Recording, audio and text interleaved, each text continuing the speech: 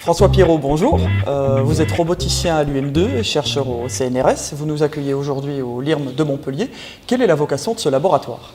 Le LIRM, c'est un laboratoire de recherche qui est financé à la fois par l'Université de Montpellier et par le CNRS. Et donc nous travaillons dans 3 grands domaines, l'informatique, la microélectronique et la robotique. Et ici, aujourd'hui, on est dans une des salles d'expérimentation de la partie robotique de ce laboratoire. Alors, quelles sont les découvertes ou les avancées qui sont faites en ce moment même ici au LIRM ? Alors, c'est un peu difficile à décrire. L'activité est extrêmement intense. Si on se fixe sur la partie robotique, en ce moment, nous sommes en train, ici même, d'assembler la machine qui sera la machine de haute précision la plus rapide du monde. Et elle est conçue en partenariat entre nous et une entreprise de Nîmes. Ça, c'est pour la partie robotique, la chose qu'on voit ici. Dans les autres départements du laboratoire, des collègues créent en ce moment des algorithmes extrêmement performants pour la fouille de données, par exemple, ou sont en train de prévoir les outils de conception des puces électroniques de demain. Alors, vous travaillez en collaboration avec différentes entreprises ou universités à l'international. C'est important, cette dimension internationale ?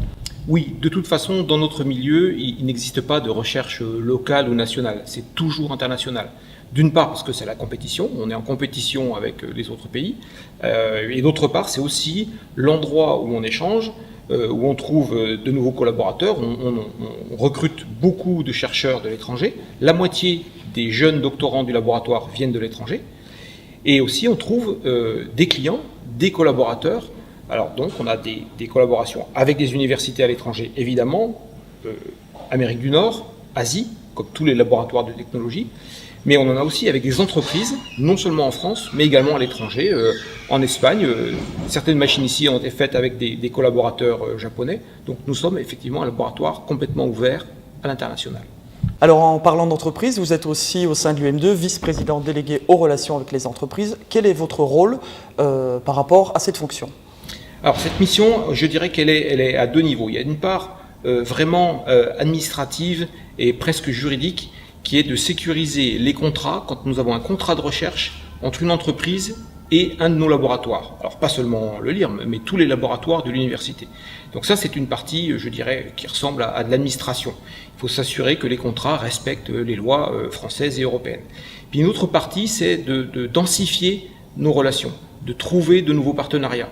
Et en ce sens, on cherche à faciliter les contacts et on le fait soit directement, soit grâce à la SATT, qui est une structure privée, mais qui est une filiale de l'université et d'ailleurs des autres universités et organismes de recherche de la région.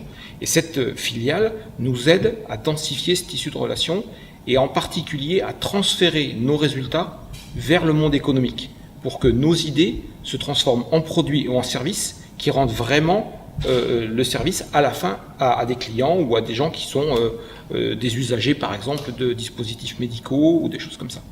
Et le label French Tech devrait vous aider normalement à pérenniser cette dynamique. Mais c'est une des raisons principales pour laquelle nous sommes partenaires du label French Tech.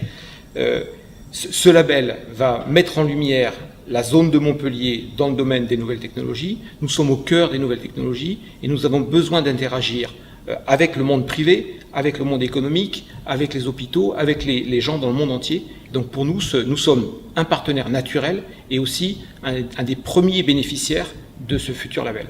Et en période de Coupe du Monde, on va se permettre un petit pronostic, pas sur le football, mais sur la candidature au label. Vous êtes confiant pour Montpellier ? Aucun doute, aucun doute. Nous aurons ce label, oui, aucun doute.